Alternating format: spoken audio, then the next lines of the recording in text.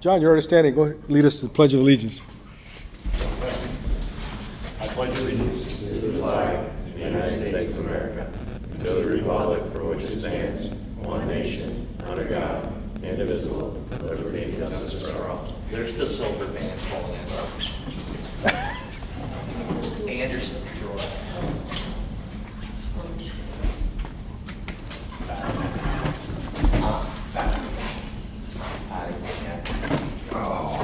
Until he starts walking in. I'll call him last.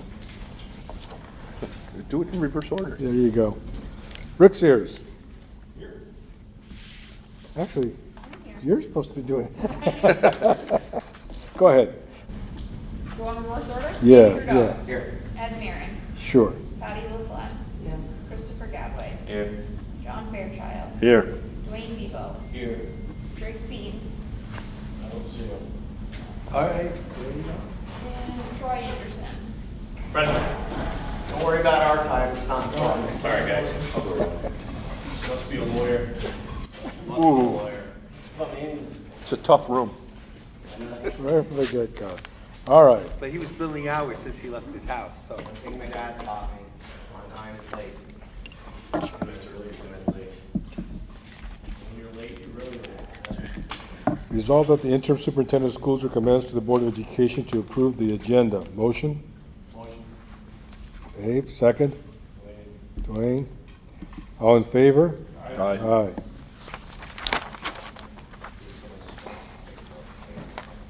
Resolved that the interim superintendent of schools recommends to the Board of Education that the following resolutions on this consent agenda, employment settlement agreement, be and are hereby approved. Motion, please. Rick? I'll second it. Chris? Any discussion on this? So everything's good with this? Yes. All right. All in favor? Aye. Motion passes. Miscellaneous.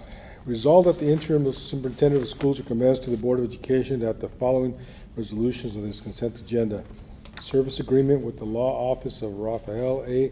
Olazagasti III be and are hereby approved. Motion. What's this lawyer for? This is, Well, let's motion first and then we'll discuss. Motion, John. Second. John, okay, go ahead. this is the person who's a DASA expert for the next appeal. Okay. Where are they out of? What office? Albany? I think out of Rochester. I'm not sure. Man, how many different attorneys do we have? One for each level, Okay. so it's a And fresh who- look. Aye. And why the $150 an hour? That's if it. you That's know. the price that they get. It is? Yeah. That's what we paid the last not guy. bad. That's, I mean, in fairness, as an investigator, if I was in private practice, I'd probably bill about, Candace, who is around just 4. part of the process. So that's not bad at all. yeah. but I don't know what his, I don't know what his background and expertise One is. that's- is But 150 is probably pretty good. I think it's pretty good fair rate. I was just curious. No, that's good. Thank you. Yeah. Thanks, guys. Or are they just picking up where somebody else left off?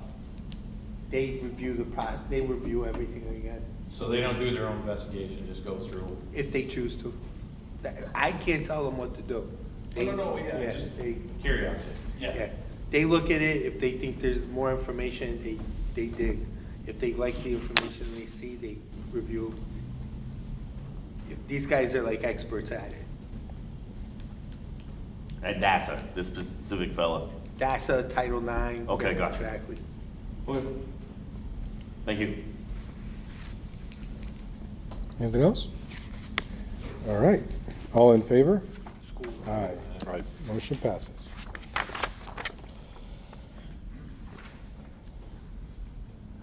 Okay, so now we're voting on the CVS budget. Resolved that the Board of Education of Beekmantown Central School District cast one vote for each of the 3 seats vacant on the Clinton, Essex, Warren, Washington Board of Education, Educational Services Board. And I need a motion first. Motion. John, second. Rick. Any discussion on this before we go to vote?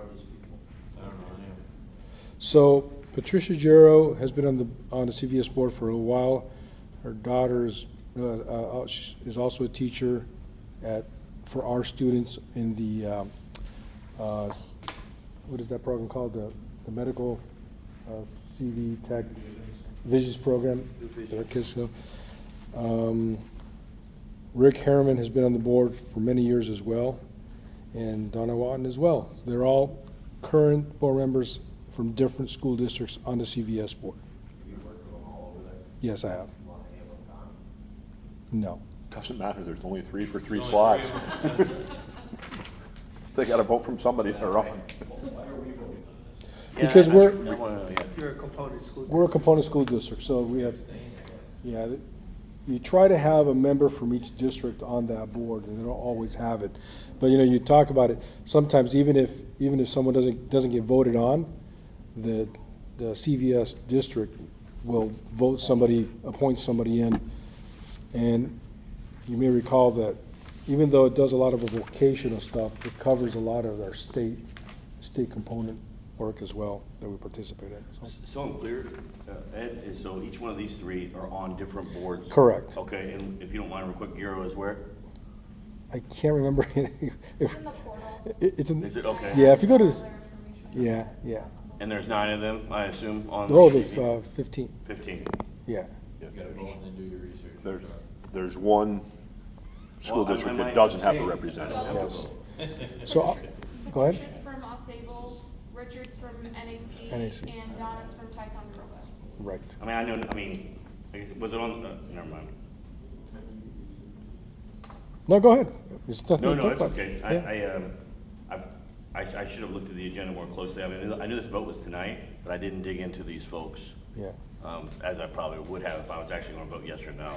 You know what I mean? So I'll probably abstain across all 3, because you could put a name up there and I wouldn't know who they are. Yeah. But if I would've done my own research, I would be able to do Sure, that. So it's on sure. me, actually, it's not on them. Okay. And the reality is, it's difficult to get people to wanna do this. It is. Why you say that, John? It just is. I mean, a few years ago, Shazy had an opening and they couldn't get anybody that wanted to do it. It's another board. Extra time, Yeah. yeah. Gotcha. So I'm on And it- both, and so I have to do this and parallel this kind of work for the Yeah. other one as well. And you meet every month, I assume, for this one? Oh, as yeah. well? Okay, Yeah, gotcha. yeah. And it can coincide with other meetings too. It can be challenging. Right, right. They also they also take care of the health consortium that all the districts are involved in for the health insurance and all that. So it's, it covers. Time consuming. It covers, from the border all the way down to Ticonderoga and west. And of course, they provide a lot of our special ed services as well, and CV Tech. So it would be good for this board to get more familiar with what goes on there. Yeah. I confess, I'm probably a little, Can always arrange a tour. Who's the other yeah, Donna? ignorant on all the capabilities of Small, this. skinny, older woman. Oh, yes, she is, Larock, she's a nurse. Yes, really, really sharp lady too, as well. Yeah, I'll probably vote yes. I mean, given up to me, folks are volunteering for these things, right? Yeah. Is that your experience? yes, that's correct. Yeah. Is it yours too, John? Yeah. Okay. Anderson, yes. I'm just kidding. All right, so, vote please. Do we read it out? Just go around and say yes or no. for- Okay. David, yes. Patty, yes. Yes, all 3. Anderson, yes, all 3. All 3, yes. All 3 yes for me. All 3 yes. All 3 yes for me. All right, motion passes.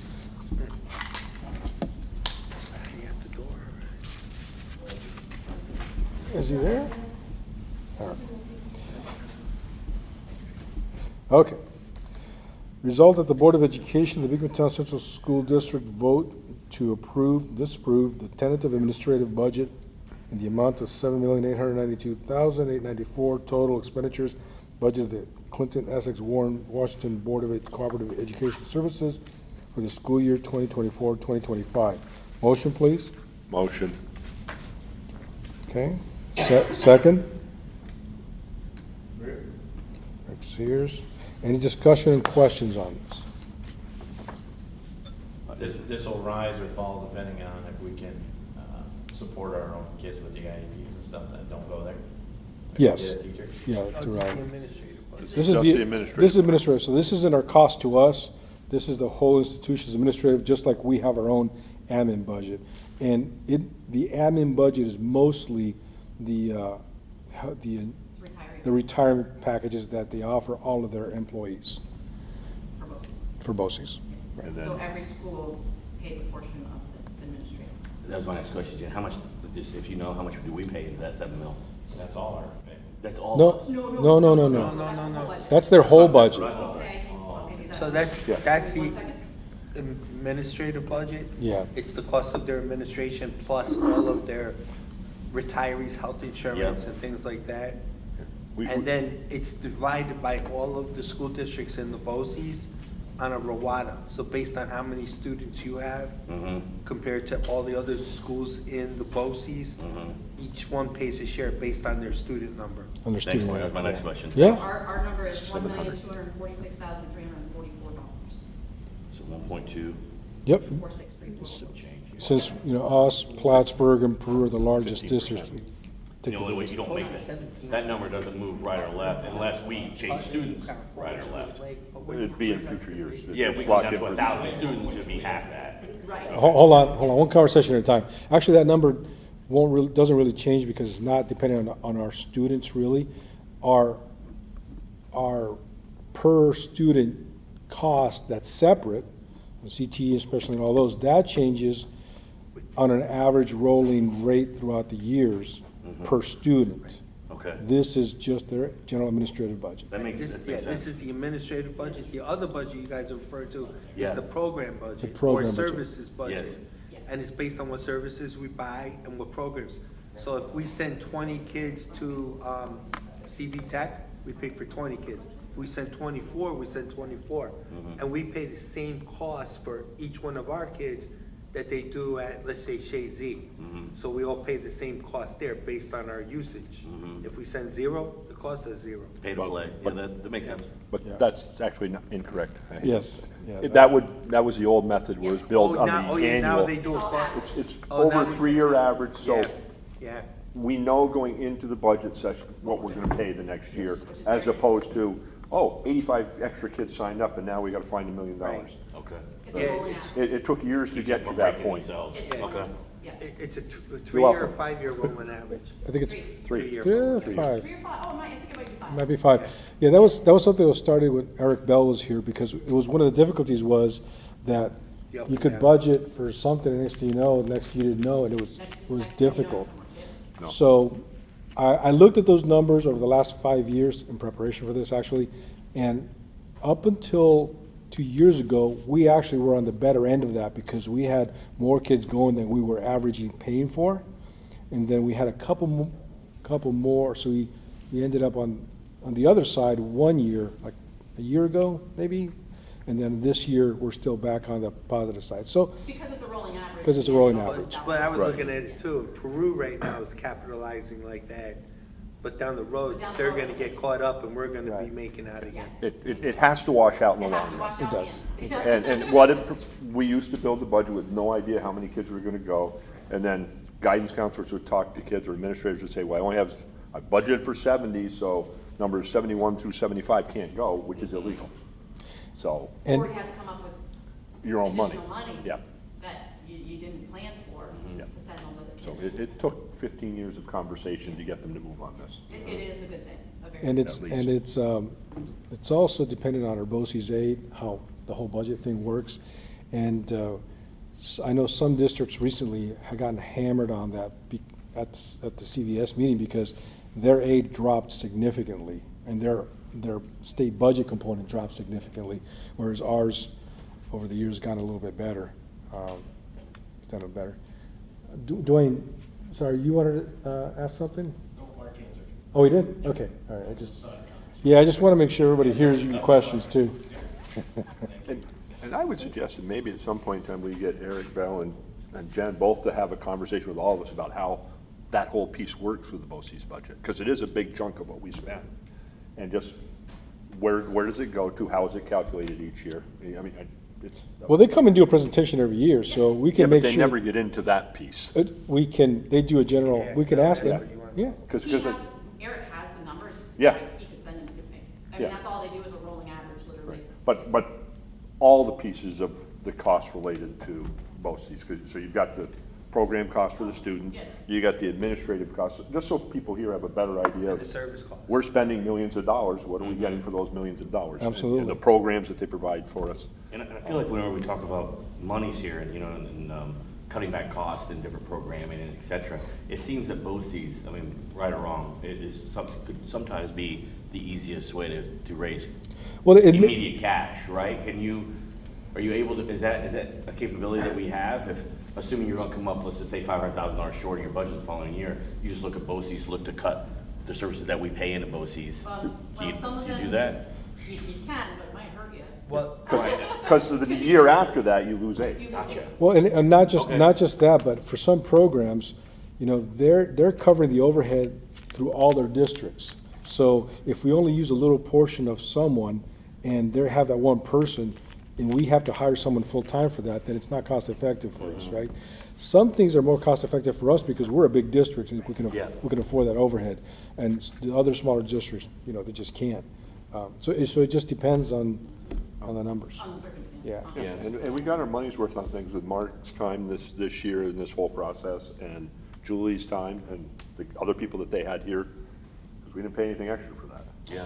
Well, Well, we had to get the we additional bought- coaster. Right. Yes, we gotta get the But additional we'll cost. get aid on that afterwards.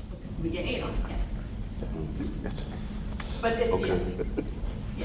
And they also- So they BOCES also- isn't an easy, it's not an easy way to do it unless, like Ed said, you have a large special ed population that comes in and you can fill an 811 classroom. Instead of sending them to BOCES, we could do it here, which is cost If you have effective. a solid projection for 5 years, otherwise you'd be rolling the dice. Yeah. I wouldn't look at it like a cash cow. It's not a You know cash what I cow. mean? But No. an option. It is, yeah. And some of these, some of these coasters that we subscribe to are perks. They're not necessities per se. We really need them. Yes, they're great, Yeah, yeah. but we could go without them if we had to. Yeah. Yep. But then again, you lose the following year, the aid that was coming back from those things goes back. Yeah, come back to bite you. So we talked that it would be more cost effective if we had enough students to fill the whole class to just have it here. When we look at that, are we looking at an annual expense of what the teacher costs? Or are we actually incorporating what we're gonna pay them for retirement benefits? So that's an excellent question. We just went through that, and, we're including Eric Bell and Jan and Mark about that, because I wanted to make sure that we had something on paper that showed all of that. So as an example, some things that, let's say if we're just gonna take up a classroom and we have the room, right? Then that's an easy, and we have enough kids to hire somebody, that makes sense. But if you have, let's say something like a special ed class that requires a lot of equipment, or if you have a CTE class that requires us to go buy a bunch of capital equipment, I'm just gonna say repairing a bulldozer, I don't know, right? Then that doesn't make sense because of the long-term capital expense, and that's kind of what you're getting at, right? Well, yeah, but at one point, we were talking about, and Mark had made the comment, we were talking about tenure. And it wasn't pertaining to any individual teacher, it was just a generalization.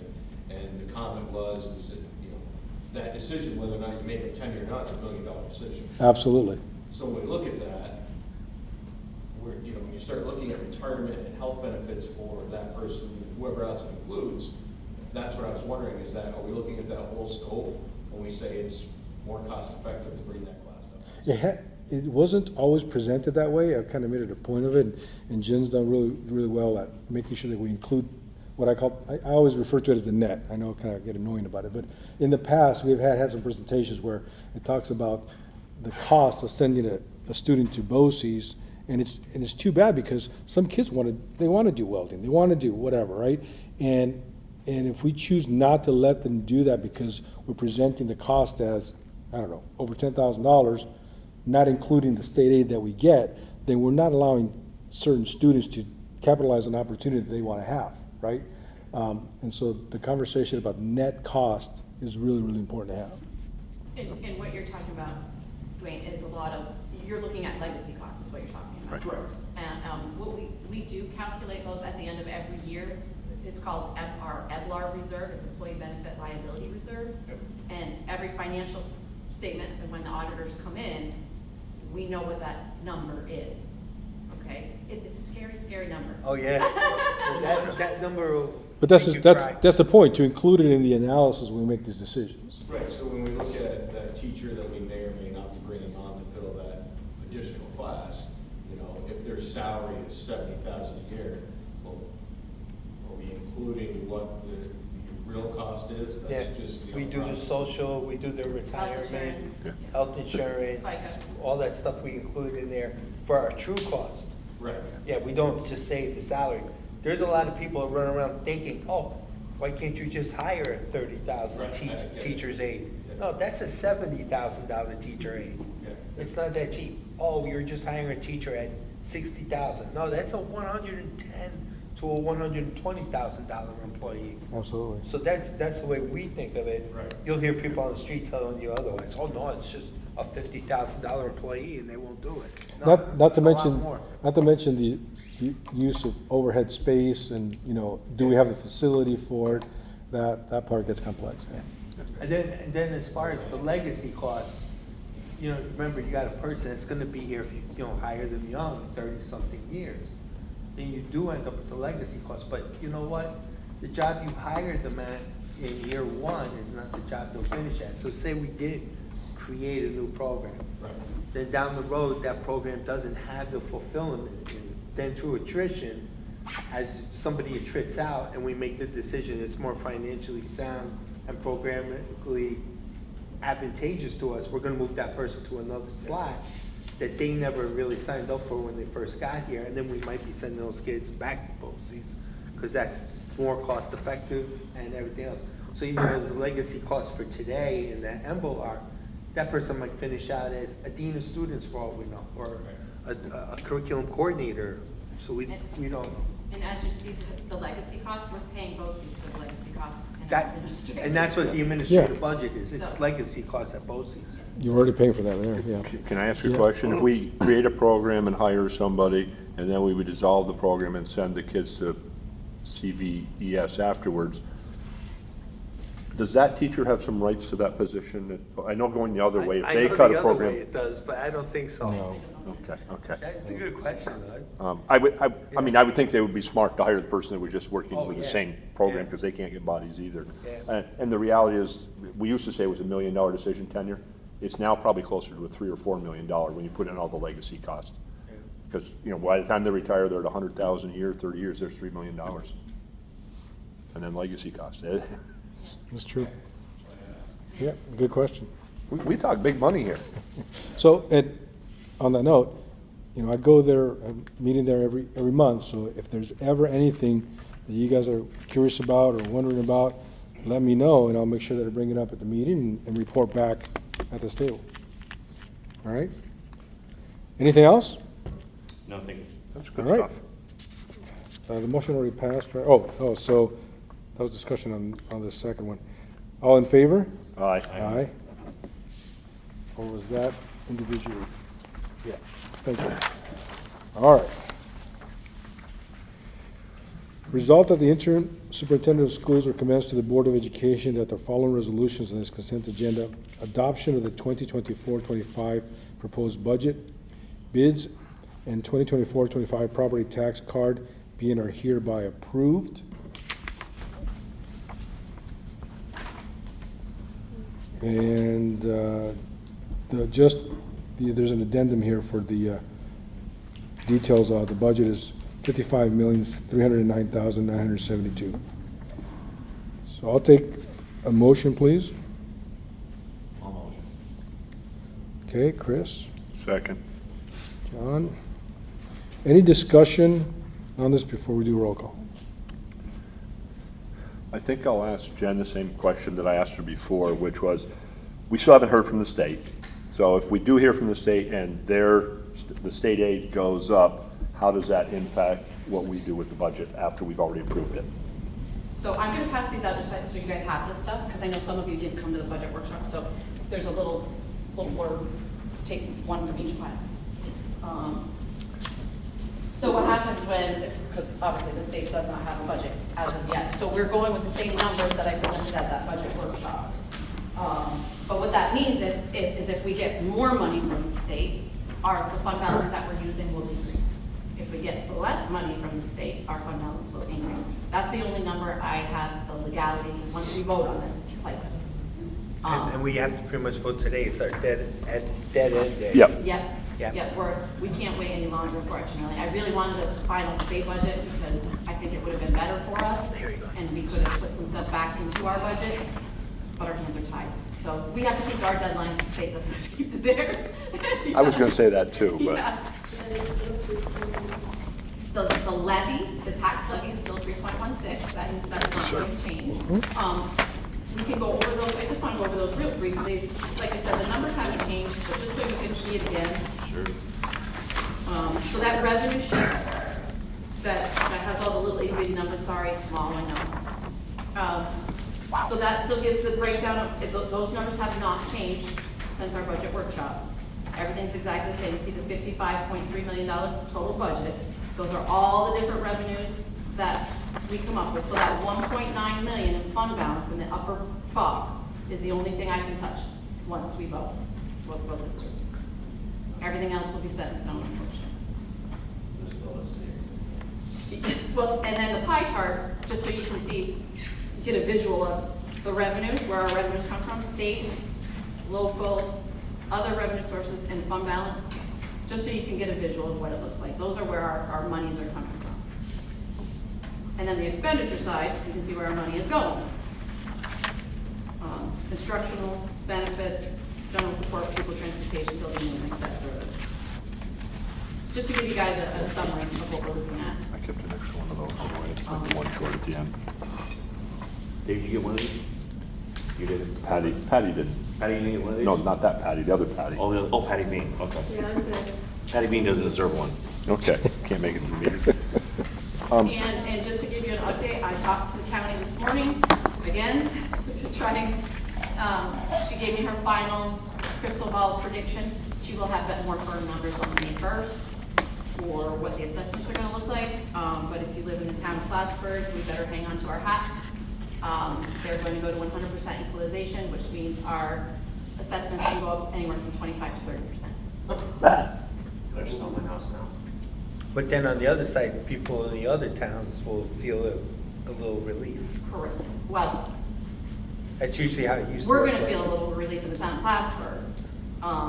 Because what I'm coming up with figures at this moment in time, these are not set in stone by any stretch of the imagination, is across the board. And if you remember last year, because we were at 85% in the town of Plattsburgh's tax rate was 1666 per thousand. Everybody else, Altona, Beekmantown, and Shazy was at 1416. Now everybody's gonna be the same, because we're at all 100% equalization. So everybody will be at 1431. So for the town of Plattsburgh people, our rate's gonna go down $2.35. However, For everybody else, it's gonna go up approximately 15 cents. Now, this is what I'm coming up with now. This is not set in stone. She said, Tammy said, we'll have more firm numbers by May 1st. But I wanted to give you guys an idea of where she's at right now with what she's looking at. Altona she said there's gonna be 0 to minimal change. Town of Beekmantown, 0 to minimal change. She said only 157 sheets went out for Town of Beekmantown. So Shazy had some increases, some pretty significant increases, and the town of Plattsburgh obviously is gonna have some significant increases. So So if they went out for Beekmantown, people have already gotten them now? she said the 157 sheets have already gone out. That's what she told me this morning. So whether what day they went out, I don't know, I didn't ask.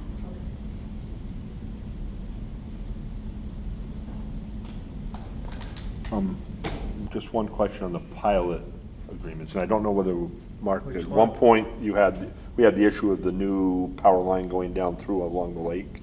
we got 2 pilots. One pilot is the solar power one called Saranac. Saranac Power Plant? Yeah, That's Saranac. an extension of a That was pilot an that already extension. exists. Okay, Their extension is now gonna be a community host agreement. okay. We're working on that, and the other one is we've reached out to, and Shazy's jumped in with me, and Brew will be jumping in with me. The other one's called Champlain Hudson Power Express, and it's the pipeline that's running down the lake. And right now, that pilot grows to over $1 million Over by next the 30 end, 30. over the next 30 years. I'm working on that one, becoming a community host agreement too. Warren Washington, IDA, did a 50-50. So Brendan Owens Owen. is reached out to their attorney, and we're just saying, listen, we're not changing the amount of money, we're just changing what you call the check. So it won't count as a pilot, because that pilot will That would tear count. the 30 years up. from Because they For impact the 30 tax years. cap. 30 years from now, if you, Yeah. that pilot is over $1 million. Yeah, and- If it were a pilot, your tax rate would be, And we or your talked- tax levy limit would go crazy. And I talked with, what's her In the, name? Got the name like, the lady at the IDA. Oh, I can't think of her name off the top of my head. We've all been dealing with her, we should know. Yeah, I know. it's like, well, it was the IDA, huh? Is it Mary? Mary Ryan? Yeah, Molly Ryan. Molly. Molly Ryan. Molly. So I've been talking to Molly Ryan, and when I first spoke with her, she didn't understand how these power arrangements can be done.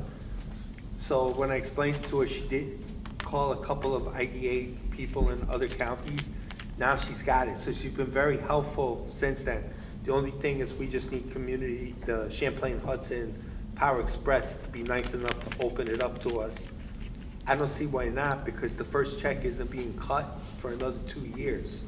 So that But pilot if has you- not affected Okay, us in but- any way yet. If you've ridden That's what I thought it along, was. so, and those are the people that you see down at the dock in Plattsburgh, the Wilcox dock, and if you drive 22 south of Ticonderoga to Whitehall, you'll see them all along the road, tearing up the road and burying the line across 22. and for them, it's the same amount that they're paying, it's just a different designation. That's it, just what they put on the memo piece of the check, that's all I care about. Yeah. Because the community- And then that changes it for us. Yeah, okay. Thank you, And then the thank you for Saranac Power digging Line into is that. just a continuation. So it's not a new pilot, even if it were to stay as a pilot, but they've already changed it, they already did the amendment. The Saranac The one. Saranac one. Yeah. Good. But we wouldn't have had a spike with that one because it was already an existing pilot, but now it'll be nice, it'll come off our pilot.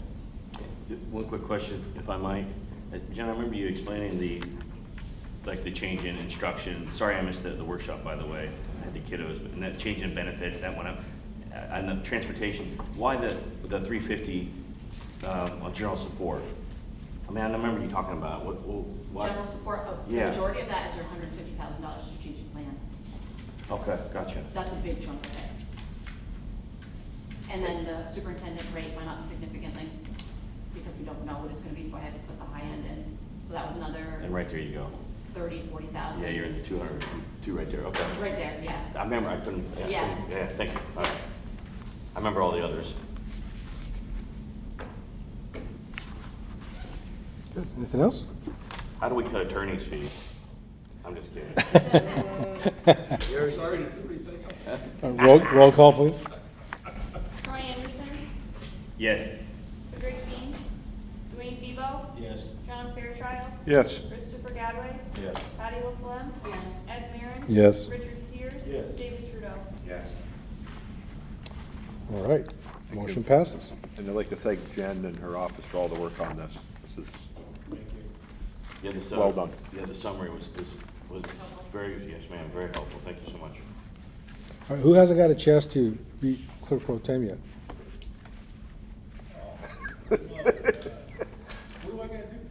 Oh, we'll show you. You just.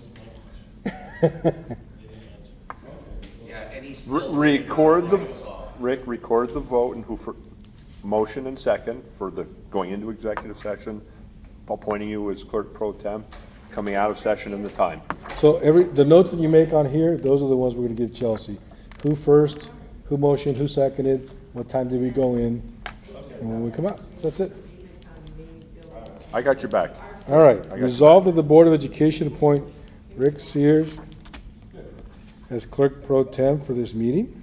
Motion, please. Did we, David. the We didn't building talk- project, Did we talk about the bids? You didn't talk about yeah. Yeah. No. Well, that's why we're asking. Right. We can't do anything until you guys vote on it, On what? Bids. the bids. Right, it was in there. Where is Do you have it? any questions about, can we go backwards? I wanna make sure all the questions are answered, I don't wanna. So it was No. that was included in the It's thing the we, financial stuff. did we, yeah, so this, voted on it. this vote we already had, Yeah. those were included in it. It was. So we have no questions, we're good. But we can still ask the questions. He doesn't have a question. Yeah, Oh, okay. We had an operations committee meeting. yeah. We know all our answers. We had two choices, and this is the better one, is what you're telling us. It's about $100,000 less. Yep. And they come with good references. Mark vouched for them, so. Yeah, If they they're screw well up, used in the region. It's on him. Yeah, you can find me, you know where I live. Schoolhouse? I need a motion, please.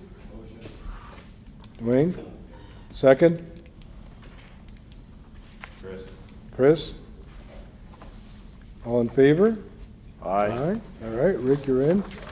And, okay, so now, resolved that the Board of Education enter executive session to discuss matters leading to the appointment of a particular person or persons. And we'll have Mr. Brock come into executive session with us as well. Motion, please. Patty, second. John? Oh, John? Or, any discussion before we go in? All in favor? Aye. Motion passes. All right.